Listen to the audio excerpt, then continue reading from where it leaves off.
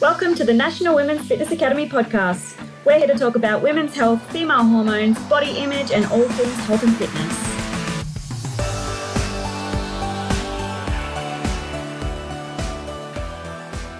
Hello girls, and welcome back to another episode of the Women's Fitness Academy's podcast. I'm your host, Siggy, one of the WFA's educators and a women's online coach. Today, I'm chatting with Aimee. Aimee is a phenomenal fitness and health coach. She coaches a lot of high-achieving women who are literally tearing themselves down, unfortunately, on both ends of the candle, and she's teaching them how to implement better lifestyle habits, nutrition, and training, which we're going to be talking about a lot today, and I'm freaking excited. So before I continue, Aimee, welcome. Thank you so much for being here. Thank you so much for having me on the show. I'm very, very excited for the podcast today. Me too. Aimee and I have literally just been chatting for the last 10 minutes before we started recording about our own journeys and our backgrounds. So, Aimee, can you please tell our listeners, what got you into coaching, or even what got you into training in the first place? Can I give the extended version? Start now. Yeah, amazing. So yeah, look, it is a really, really long story, but I think when I think back, I think it sort of started with just some body image issues in high school, just noticing that I'm 5'1", and I've always been pretty lean, but at the time I was comparing myself to the athletic girls who I admired so much, and they were tall, really, really lean and very popular. And I thought, you know what, maybe it's my body composition that's the thing that means that, I'm not as popular as them. And it just started this heavy critique on, my own body image. And so it led me down the track of no diagnosed eating disorder, but really quite unhealthy behaviors with being overly focused on reducing food intake and trying to increase activity as much as I can. At the time, because I'm 34, almost 35 now, the gym wasn't really like the cool place to be for young women. I think it's actually changed now, which is really cool. So it was more like lots of cardio, stairmasters, running, all of that sort of stuff. And, so I went down that path of just trying to, not eat so much and trying to move my body as much as I possibly could, all coming from this place of, unworthiness, right? Fast forwarding a little bit, it was starting to get a bit of a fever pitch. I had a conversation with a friend, an acquaintance at a party, not really someone I knew well. She was about my height, and she actually, I don't know why she was talking about this, but she actually told me how much she weighed, and it was a lot less than me. And she just seemed so glamorous. And I was like, okay, so for me to be happy, this is the weight I need to be. So that just sort of really spurred even more issues. And then I had this great idea that if I train for a marathon, maybe I'll look like the elite marathon runners who are very small, right? I can't run. I'm not a very good runner. It's not my area of expertise. But I trained for 26 weeks. I don't know if anyone's aware of the Great Ocean Road Marathon. It's extra kilometers on top of what a normal marathon is, like 3 kilometers extra. I think the cutoff time was 6 hours. I'm pretty sure I finished in 5 hours and 20 minutes. So I was almost last. And as soon as I crossed that finish line, having not, got the body composition results that I wanted, I vowed to never run again. I was like, well, that was a total waste of time. From there, I thought, hey, what about I do a bodybuilding competition and bikini show? I was like, maybe that's the way to do this. So, unfortunately, I went into that show completely underprepared. I was really keen on it. At this time, I'd actually started my certificate in personal training. I was doing a different job previous to that. And I really did love it, but I was doing it for the wrong reasons. There's, you can have both. You can love it and be doing it for the wrong reasons. And I unfortunately didn't know anyone in the space. So the coach I chose, I thought I was doing the right thing, and there's really no, I don't want to blame her or anything like that. She was brand new. So we were sort of coming into this together brand new, right? So it was both of us. The prep was actually okay. I struggled with certain things, but the prep was actually okay. It was just after the show. We were both totally unequipped to deal with the hormonal changes and the hunger, and just understanding that that's normal. That's going to happen when you diet down so much. It's an extreme sport. It's not just a fat loss phase. I was 12 kilos in 8 weeks. So funny story though, I actually on stage, I got to the weight that friend at the party had said she was. My stage weight was that number. It's just like the universe speaking to me. And my life, like it was totally miserable. Broke up with my partner. It was a total shit show. And then gained this 12 kilos in 8 weeks to be heavier than I'd ever been. And it was really, really interesting because it was my rock bottom. But at that point in time, I was actually, I just started as a PT on the gym floor. So I was struggling as well with my image as a personal trainer and what I was going through and how does that marry up and how can I be a good coach if I'm having this all happening behind the scenes. But my mentor at the time, who's still my coach now, I reached out to him and I said, look, I tried to do this myself after I broke up with the other coach. And he was like, look, if you work with me, you're not dieting for minimum 6 months. That's the condition. I'll work with you. I'll take you on. We'll do this. You need help. But we're not doing any of this fat loss phase nonsense, right? And people often say, like, how did you just say yes to that? And it was like, man, I was just at rock bottom. Like I couldn't see any other way out to this. To me, I had been trying to diet in those months post the show to get back down, and I was making everything worse. I couldn't do it. It was the only option was to stop dieting. And it was the best decision I ever made. And it was a really tough 6 months. It was a really tough 6 months. I had to buy new clothes. I was wearing the baggy t-shirts and all that sort of stuff because I was a bit embarrassed. But we started focusing on training and performance goals and how much could I lift and, just increases in training volume every week and nothing crazy. But I started to remember why I love training and why I love this process again. And we actually ended up going into a bit of a surplus phase for 2 of those months, even though, again, I was like the heaviest I'd ever been and we kept moving up. And yeah, I think that, part of it was the trust in my coach and part of it was knowing I had no other option. And yeah, came out of that 6 months. We actually ended up doing a fat loss phase, not an aggressive one. And then I decided to do a photo shoot and it was like the best experience of my life. The confidence was, in a space of 12 months, basically my confidence had just astronomical. And finally, I was not food focused anymore. I was wanting to eat, plenty to fuel my training performance. I stopped picking myself apart in the mirror. And that had actually happened whilst I was still at my heaviest, which I think is a critical point. And I just really come to realize how basically miraculous the human body is. Like, fuck me, I can actually build, like, I know this sounds really basic, but I can actually build muscle onto my, like, I call it my meat suit sometimes. Like, I see it almost as a piece of art, like just this amazing thing that we can achieve. And, even all of the unconscious things that our bodies are doing to keep us alive, to adapt, how resilient it is. And I think sometimes, we can get focused on a particular body part, comparing it to someone else's, my shoulders compared to hers, my abs compared to hers.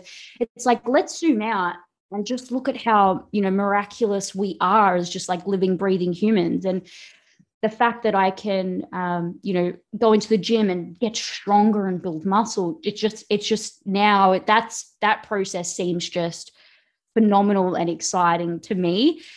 So that was that. And then, yeah, coming into coaching the women I coach. So when I first started on the gym floor at like Good Life, people probably know the franchise, helping heaps of different people, men, women, all different goals. As the years went on, I really started to find a niche with helping women similar to myself, that sort of, I really want to achieve amazing things here. I'm not sort of here just to fluff around. I want to get stronger. I want to build muscle, but also some hesitation with food, some hesitation with scale weight, those sorts of things. And so my coaching now with the women that I coach it's funny. It's mostly about pulling things back. probably don't need to train 6 days. Most of my clients train 4 days, some 5. We're not doing 12 to 15,000 steps. We're pulling that back to 7.5, 8, maybe 10, whatever. And we're trying to eat as much as we can in whatever phase we're in, rather than we're always trying to eat less, right? So yeah, I just word vomit, but that's the story.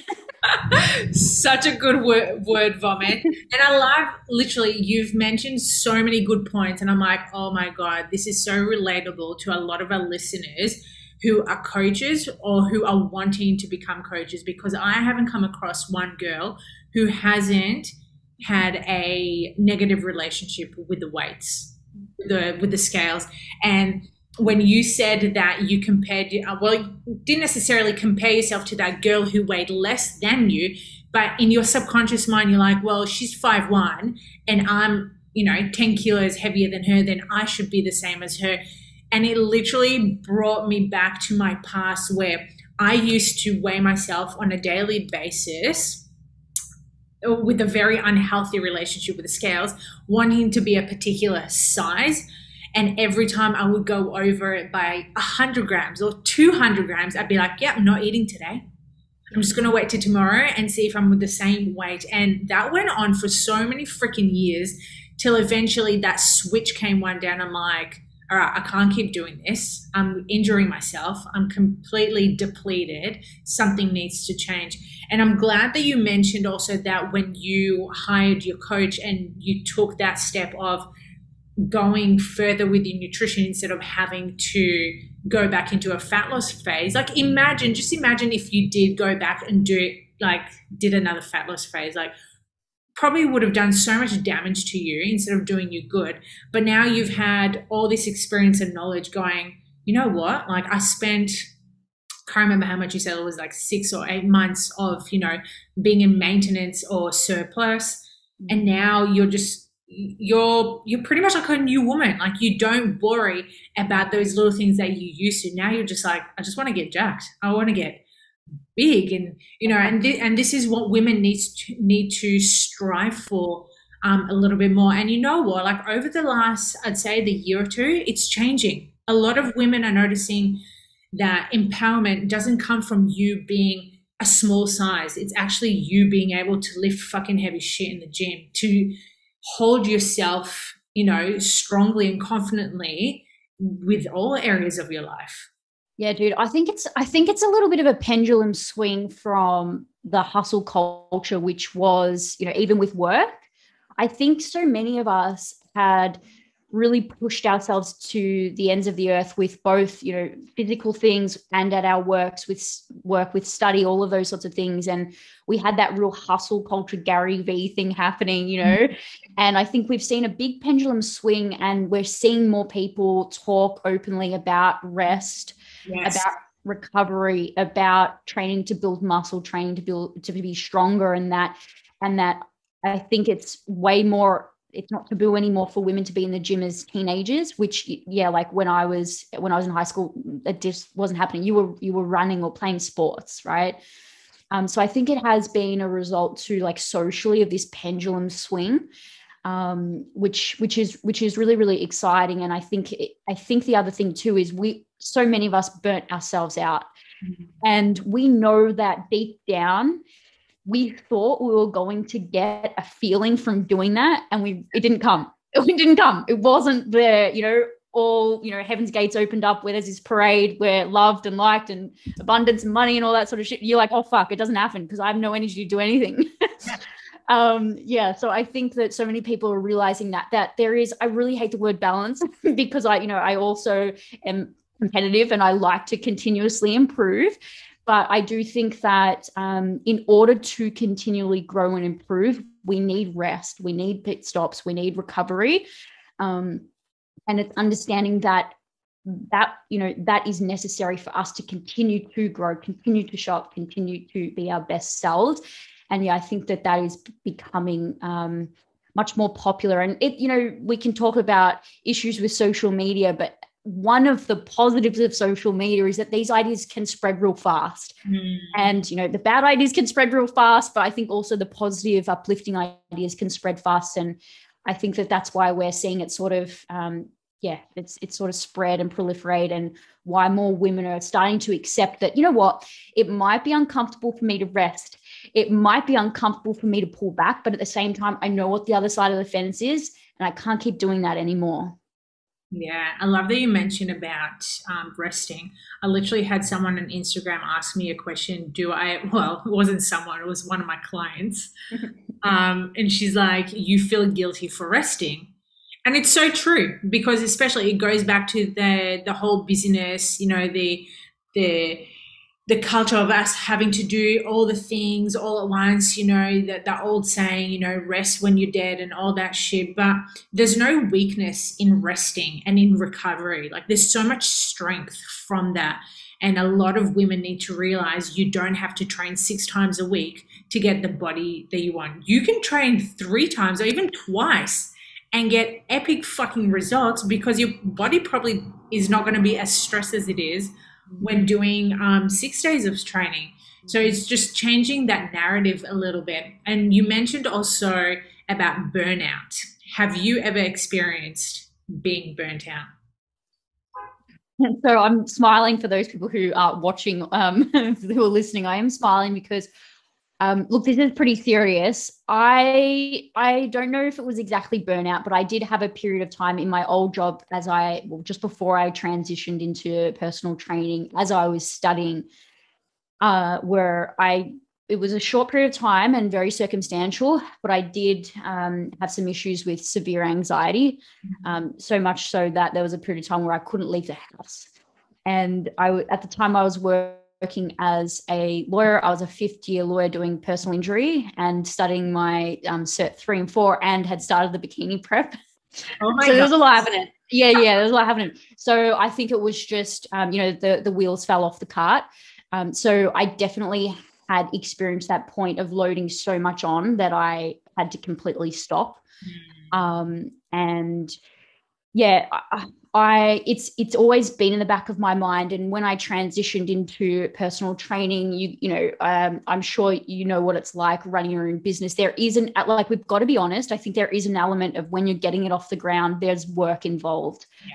I wish we could sort of sit around and be kumbaya and everything fall into our laps, but we have to network. We have to, get our name out there, and we have to show up. And luckily, like I said, I was working with my coach, who was my business mentor, who told me straight away, don't make the mistakes. Set some boundaries with available times, for clients to reply and all those sorts of things. So I did set some pretty healthy boundaries right from the get-go, but I was, working really, really hard, especially in those first 3 months of being on the gym floor. But yeah, since then, there's been times where it's almost, I'm coming up to that mountain of taking on too much. And so now I can see, and I know that it's hitting that point, and it's at that point that I can talk up, speak up, and ask for the space that I need. I'm really lucky. So the last almost 12 months now, I'm fully out on my own. So I was working with a team before, and I've actually created the most spacious calendar, and I'm extremely grateful that, like, I don't need to set an alarm every morning. So I've just implemented a few things and some boundaries so that I don't hit that burnout place again. I used to struggle probably 2 years ago, not with training guilt anymore or food guilt, but I still was struggling with work, resting with work. And I've really only got a handle of that the last, probably 2 years, where I don't know if you've had this realization or you've always known this, but it's interesting, because I was just talking about the need to work hard when you get a business off the floor. But I think as we become more experienced, you start to realize, well, I'm going to hit a ceiling with my work capacity in hours. And you start to realize that working harder or working more doesn't necessarily mean being more financially successful. If we set things up strategically and intelligently, and we're providing a high level service, we can do less and actually earn more. And, maybe we're hiring assistants or whatever to help us expand that capacity. It's not so much about putting in the hours. And I was struggling a little bit for a while with but if I'm not doing the work, if maybe someone's helping me or whatever, then I don't deserve to reap the benefits of that. And it's just been the last, 2 years that I've sort of been able to be comfortable in not having set an alarm, in having free afternoons and not feeling like I have to, fill it up if I don't want to. So I wonder if there's, plenty of coaches listening that might be in that journey right now. And it's nice to know that there is another end and we can come out the other side of that. Yeah, I love that you mentioned that. It's something that a lot of people struggle with, is setting out boundaries, especially from the get-go. And you know what? I can totally relate to that, because when I first started coaching, I was the one, just contact me whenever you need me. I'll answer, I'll call. And that was my own fault, because I used to get messages at like 8, 10 p.m. at night from clients. And I'd be like, oh my God, why are you messaging me now? But it's all on me, because I set that standard. Go, yeah, just message me when you can. Where now they know when they need to contact me. They can't contact me on the weekends unless it's a bloody emergency. Yeah. But it's so, so important. So when you came to that realization by making those boundaries, what are some things that you changed? Yeah, so setting out expectations straight away from the get-go was really important, because, like you, I was doing the whole just, message whenever, and then falling into the trap of, you see a notification come up on your phone and replying to it. So just setting boundaries from the get-go. And then my mentor had said to me, it's okay if the message is there on a Friday night and you don't message back until 9 a.m. Monday. It's a business you're running. Not a crisis support hotline. It's so true. It's so true. We're there as primarily at, definitely when I was starting in a programming expertise capacity, that's what I was doing at the time. And so I think that was really important, just making sure the expectations were set with the client. And when I had received some messages out of hours, just messaging back to say, hey, just to let you know, I'll respond to this at 9 a.m. tomorrow or whatnot. And then people get the idea. What's been interesting that I've noticed recently, especially with clients who I've been coaching for years, they end up being your friends, and an Instagram conversation can very quickly turn into a work conversation. And it's like, some of these things, because these clients are our friends, I don't mind so much. It doesn't feel like any kind of work toll or load to do that. But I would say if you're new and setting out, potentially even putting boundaries around Instagram, where maybe you don't go in and reply to any clients on weekends or something like that. So I think setting those rules out, and you've got to stick to them, like you said. And I'm still guilty of sometimes crossing my own boundaries now, right? But it really comes with us. And the minute you start to resent a client for contacting you, hey, what are you doing? What are you doing? Actually, just last week, I implemented a 2-phone system because, sometimes it's really hard not to sort of go in and see what people are doing. So I've really done that for myself with, setting up 2 phones to make sure they're definitely strict boundaries. And I'm loving the 2-phone thing, because I actually forget then that I have clients messaging, because I have my primary phone as the personal one. And I just totally forget that there could be messages coming in from clients now at nighttime, which is actually very, very freeing. And the other thing I think too, as a coach, is understanding that if we are constantly holding our clients' hands, they're not going to grow. I don't think it's doing a service for them. There might be times where a client needs a bit of extra help in the first couple of weeks. You might have to have some calls and those sorts of things. If you're doing online coaching, that's fine. But if it's a client like at the grocery store, like, which wrap should I get? We don't need to answer that at 9 p.m. And the client will learn, okay, well, I looked at the nutrition panel. I saw this one had more fiber, more protein. That's the option I chose. And you go, fucking well done. It's so true. Yeah. Yeah, it's funny. Well, it is funny, but it's also so relatable, because I was the one who would message straight away and be like, oh, what brands are they? Like, show me the variety. What's the nutritional panel saying? Like the ingredients. When now it's just like, no, you have to let them do their own work on their own, because then we're not teaching them anything. We're just letting them rely on us like babysitters. Yeah. And I think too, when you start to see those similar questions come up, it's like, oh, I can create a resource here that talks everyone in the team through how we might make a decision. And if you're in a deficit phase, you might make this decision. If you're in a maintenance or surplus phase, maybe you might make this decision. And there you go, you send it out. And that's amazing to have a bank of resources, teaching people how to think rather than what to think, and knowing that, you know, they can practice their own decision-making, critical skill thinking, because they won't always be with us.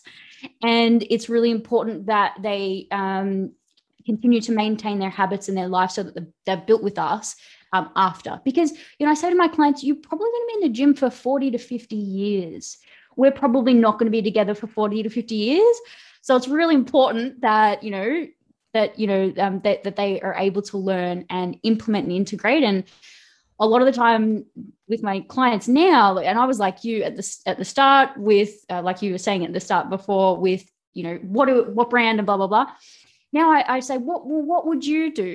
You know, yeah, put it back on them. Yeah, what would you do? Talk me through your thought process. Yeah. And then you can see, okay, there's a gap in their knowledge. So if there's a gap in this client's knowledge, maybe I've not communicated this well enough for everyone else. Let's do a live on, you know, whatever day, talk everyone through the thought process, provide the case study example, and all of your clients' results will just skyrocket, because, you know, every time there's a question, it's like, okay, there's a gap. There's a gap. Let me fill it.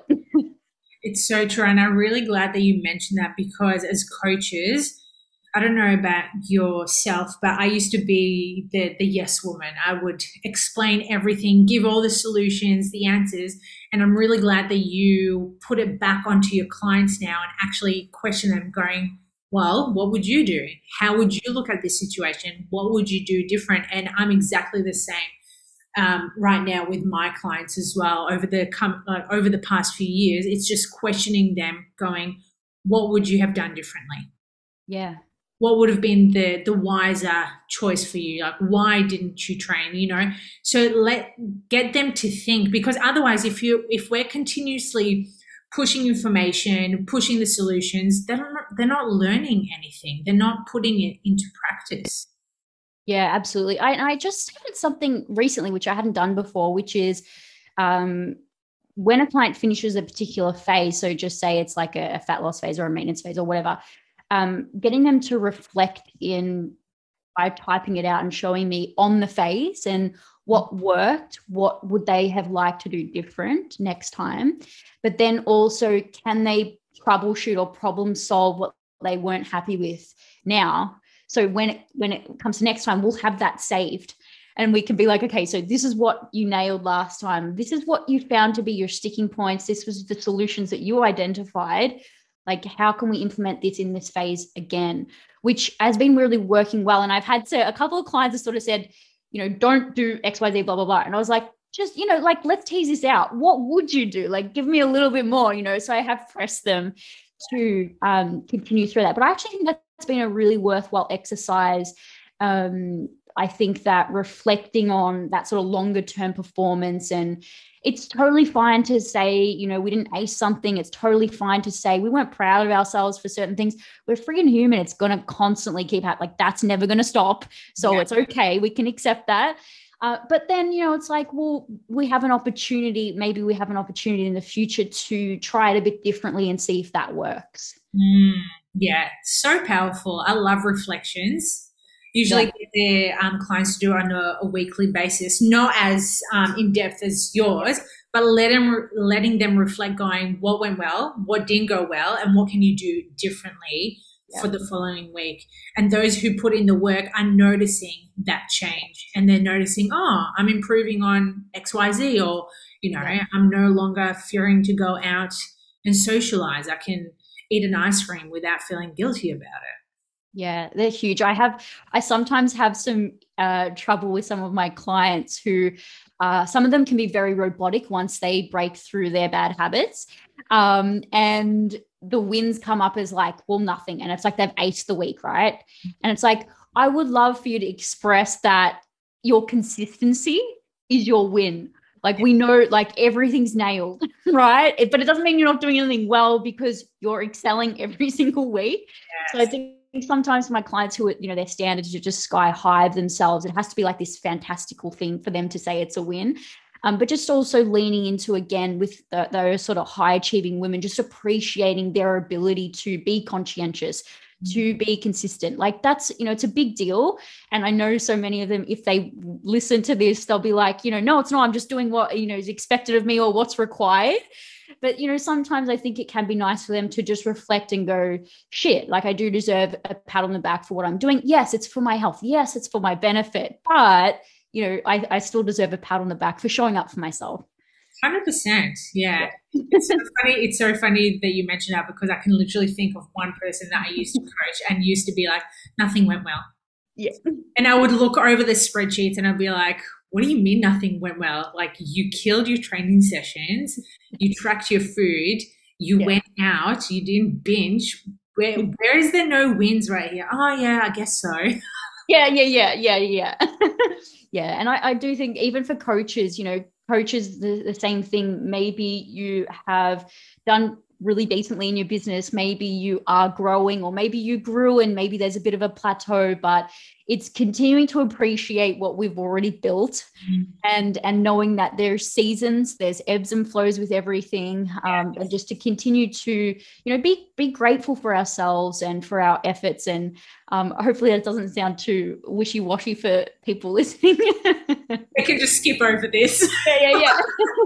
But no, in all honesty, I think all coaches need to do a little bit more of this themselves as well, to notice how far they've come in their journey, whether they've just started now, whether they've been doing it for 5 years, 10 years, decades, whatever, like just reflecting on their journey, whether, they would have wanted to be different or not. But then again, ask yourself that question. How could you have done it differently? What do you need to change to make it a little bit better? And yeah, it's something I've been thinking about a little bit personally, because as you may have picked up that I'm like my client in a business sense. I'm still that person in a business sense. I often think the women that I look up to in the space are like the leaders in the world.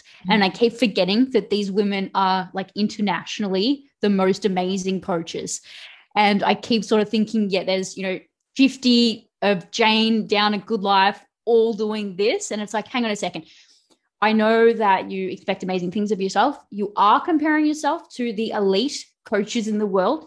You're a bit of a baby. You've got plenty of time to go. And even if I was 15 years in, it's still my journey at my pace, and I will take as long as I need to get there. So that's the other thing. If you're a coach and, you are maybe on Instagram or Facebook and you're watching all of these other coaches who you feel are, miles and miles away from you, do understand that they're there because they are elite. They're killing the game, and it's amazing to look to them as where you want to be, but it's your own race. I never really used to like the keep your eyes in your own lane. I don't know why. I thought maybe that was like putting a ceiling on us. But at the same time, I think let's keep our eyes in our own lane. And 100%. You've just got to focus on your one foot in front of the other. Yes. And it's amazing to look to people to be expanded and inspired. But also understanding we all have our own journey. It's all as it's meant to be. I'm so fucking glad you said that, because I literally had a conversation with a mentee of mine, and she's just beginning her journey as a coach.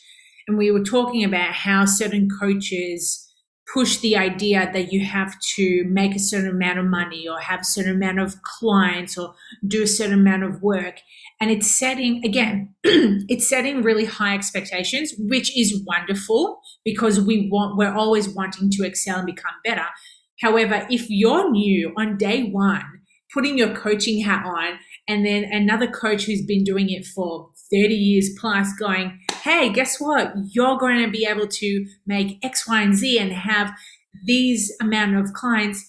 It can get quite overwhelming and exciting, but if you don't reach those targets when they say you do, then what? You go back down to that rabbit hole feeling like shit, thinking you're not good enough because they're able to do it, but you're not. And I love the fact that you mentioned that you actually need to stay within your own lane, because you're going to get so distracted by the noise around you.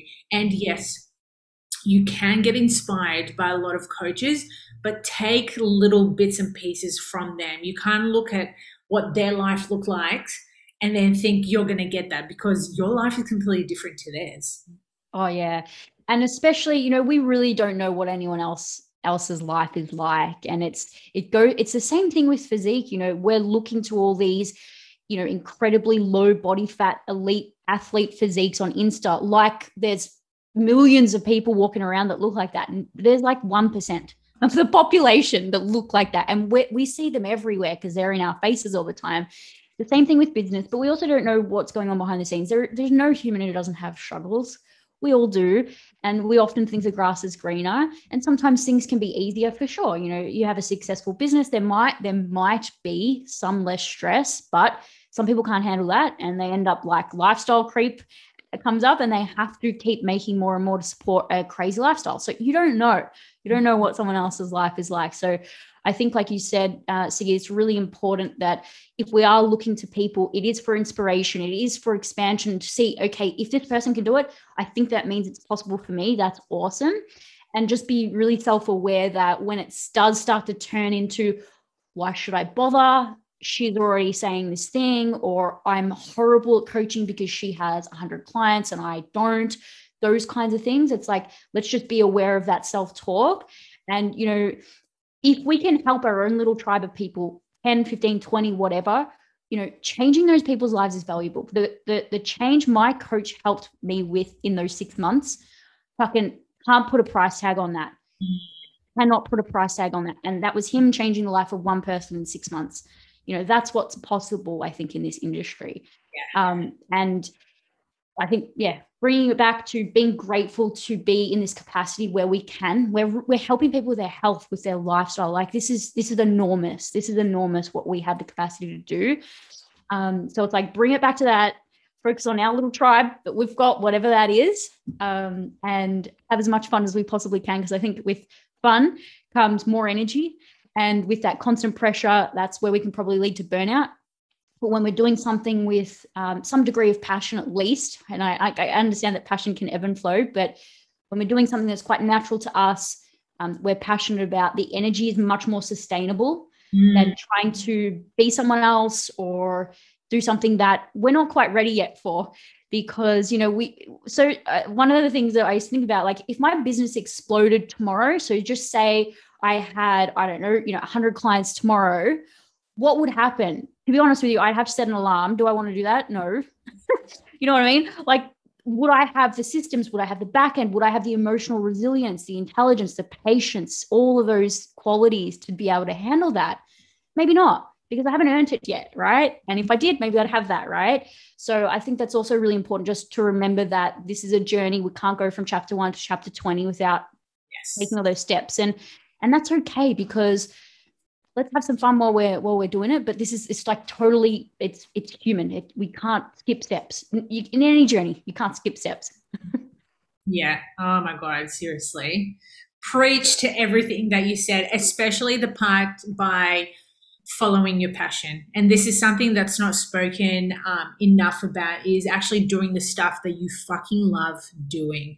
And you know what? I haven't always been a coach. Previous to being a coach, I was a photographer. Before that, I was in sales. Before that, I was in hospitality. So it changes. Where you cross different paths as you evolve and become wiser, greater, whatever it is. But yeah, when it comes to health and fitness, really find exactly what you love doing, whether it's training women to become fucking strong or bodybuilding, whatever it is, then do that. Or whether you want to do more of the nutrition side, whether you want to do more of the social media, whatever it is, like find something that really lights that fire. Because again, it comes back to then you resenting the work that you're doing. And if you're resenting the work that you're doing, you're just going to hit rock bottom and you're going to be hating on life.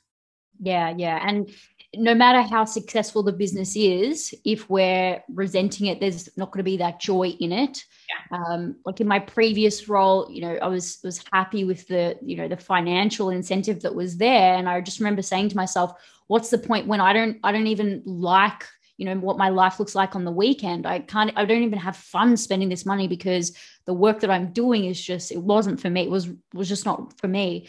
So yeah, I think it is really important, and just understanding that our energy is much more sustainable when it's coming from an authentic place. And that can look very different for lots of different people. Sometimes the authentic place for them is purely the financial thing, whatever floats your boat, that's whatever. But for a lot of us, I think it is more about, really helping our clients in a way that resonates with us most, rather than particularly, following a certain set of dogma or whatever. So I think that's really important. If we're feeling, resentful, as we said before, maybe boundaries, like check your boundaries, but also come back to like, how can I make this fun for me? Because that's going to make it more fun for my clients. We're both going to be able to sustain this if it's fun for both of us. Oh yeah, exactly. And it makes such a better relationship between you and your client. Yeah. Totally love that. What are you grateful for? Far out, man. The lifestyle that I've been able to create through, what is this online coaching thing? This is crazy. Like, when I was in school, my parents or my dad was like, you go to uni, you get a career, you buy a house with a white picket fence, and that's the rest of your life, right? And I remember it took me a lot of guts to leave my old job. It was like ego death kind of thing, just all the uni fees and all that set a fire to. But it felt like, I don't know if you've ever seen the movie The Secret Garden, yes, where it's like black and white and everything. Then, they clean up the garden inside the little fence or whatever it is, and it's color, like the garden is color. I felt like I was stepping off at like a straight line and opening a door where I could see like 360 degrees when I let that job go and stepped into this job. And it really changed my idea about life doesn't have to look a certain way. You can make it however you like it. And there's going to be people that might look down upon you. There's going to be people that might have problems with that. There's going to be people who may not think it's worthy or any of those sorts of things. But when it comes down to it, it's understanding that we really do have the power to create a life that resonates with us, that we love waking up to every single day. And it's okay that it's unconventional. It doesn't look like everyone else's. But the fact that, I'm sitting in a spare room in my house on, what day is it, Wednesday afternoon, having this conversation, it blows my mind that this is what, my life is, that this is possible, that I can support myself. I can train. I'm working with the fact that the clients that I'm working with now compared to the clients I used to work with in my old job, how is this, and, much more profitable than that job. Like, it blows my mind that we have this opportunity. So for any coaches out there, the fact that we have like an app like Instagram where you don't have to pay for ads if you don't want to, that you can market to millions, if not billions of people all over the world for free. Mm-hmm. No, it's not. Yeah, so good. So valuable. I fucking love that. Yeah. And yeah. I can see the passion within your eyes, but our listeners can hear the passion. And this is something that we all wish for all of you, is to really find that spark and pushing and going for whatever it is that you're wanting, even though it's going to hurt your ego. But at the end of the day, it's going to satisfy your soul so much. Yeah. Amen. Amen. Awesome. Before we go, Aimee, where can our listeners find you and how can they work with you? Best place to find me is on Instagram. So it's at Aimee Louise Coaching, all one word. And Aimee is spelled AIMEE. If you want to work with me, get jacked, just pop into my DMs and we can have a chat about it. Slide in, girls, but not any time of the day. We've got boundaries. I love it. Awesome, girls. Well, if you enjoyed today's podcast, please make sure that you share it, recommend it, screenshot it, tag us at the Women's Fitness Academy. And then until next time, set that soul on fire, follow that passion and do whatever it is that you want to freaking do.